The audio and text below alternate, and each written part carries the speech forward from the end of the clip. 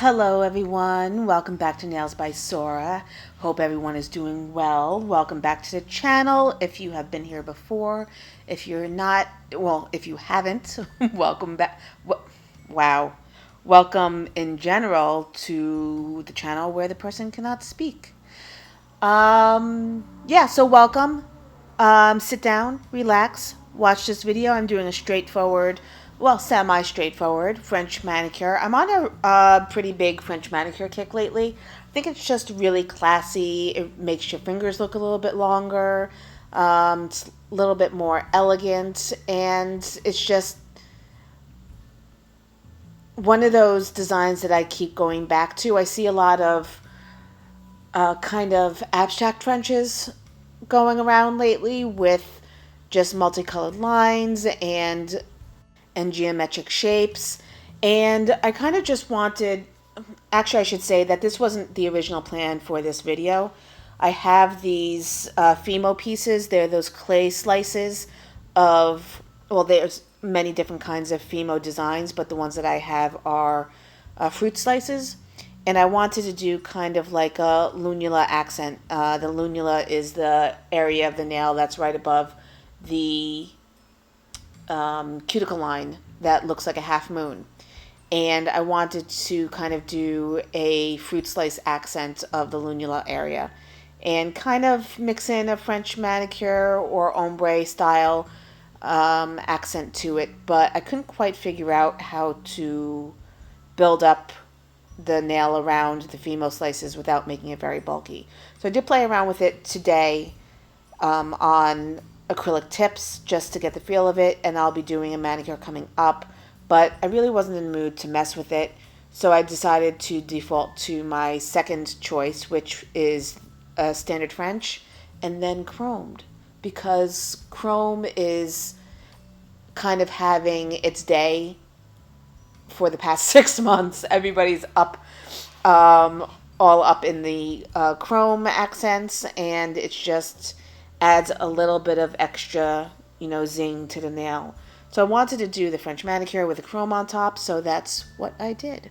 So I'm just laying down the chrome, the French right now, standard white tip with a clear base.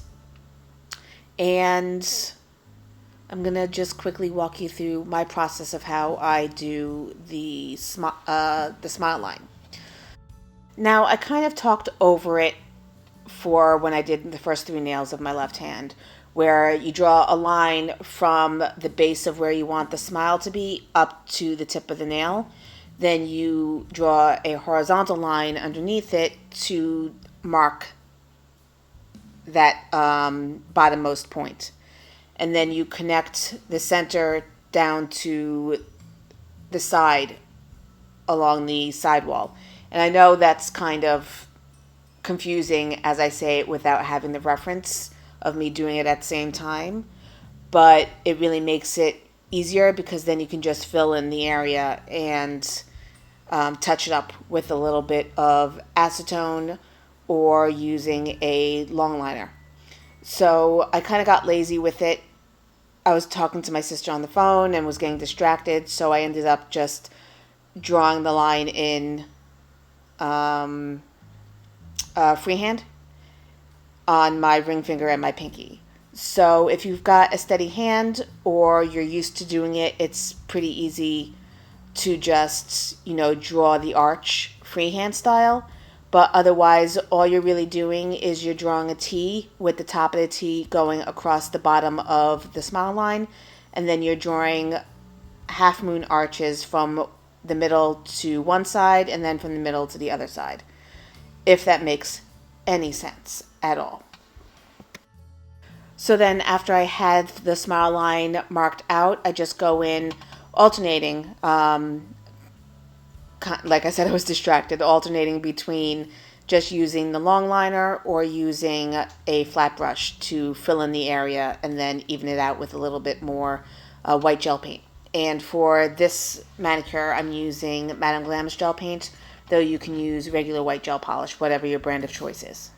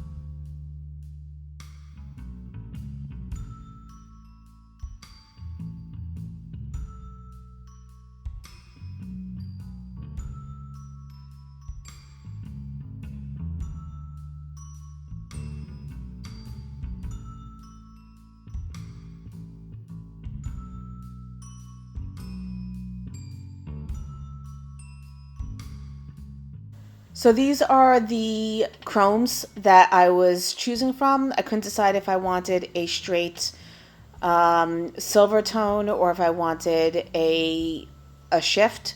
I did end up going with the one in the center, which you couldn't read the label, but it's Primrose. It's a purple shift, and it actually has a little bit of red and green in it. I wasn't sure if I was going to like it, so I did it on my thumb first and really liked it, so I finished the rest of my hand with it as well.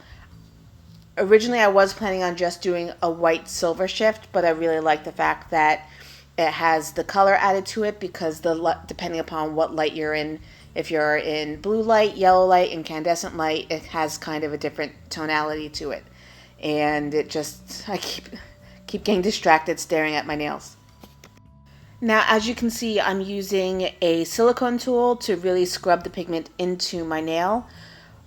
First and foremost, what you want to do is top coat with a no wipe top coat and then cure the nail for 10 to 20 seconds.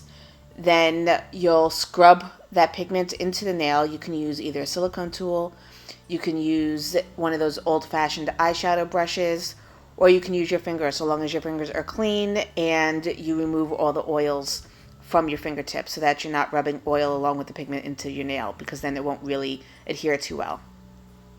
So I did my thumb first, as I said. I finished the cure for another 60 seconds just to seal it in. And now I'm going in and I'm doing top coat on my other four fingers so I can go in and rub the chrome pigment into those fingers as well.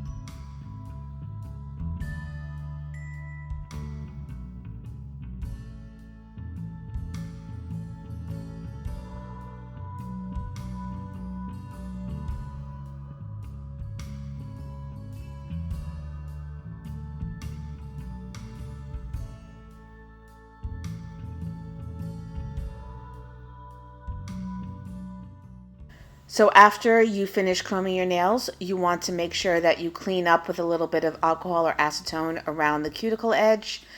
I tend not to chrome the free edge of my nails because it sometimes can prohibit your base coat and your top coat from adhering properly, and you can end up having some peeling and discoloration after a few days if your hands are constantly in water and you have a lot of wear and tear on your nails.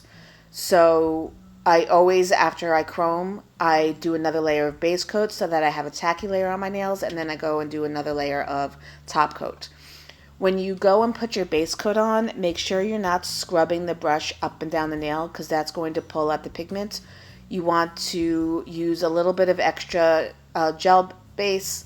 Make sure you float it up the nail so that the gel is touching your nail and the brush is coating the gel.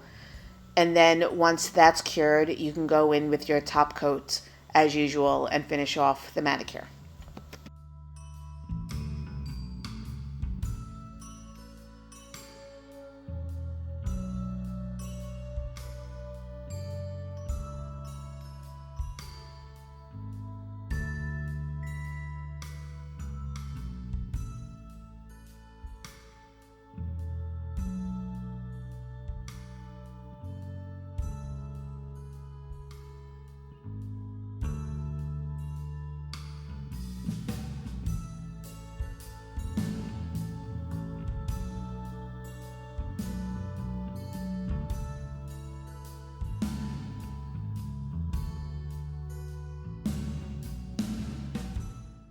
And that's this one done.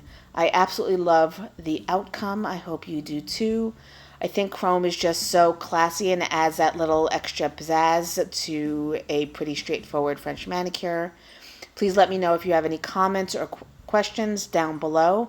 If you have any suggestions for upcoming videos, I'm just pointing out the fact that I have some pigment around the edges of my cuticles, which will just come off with soap and water.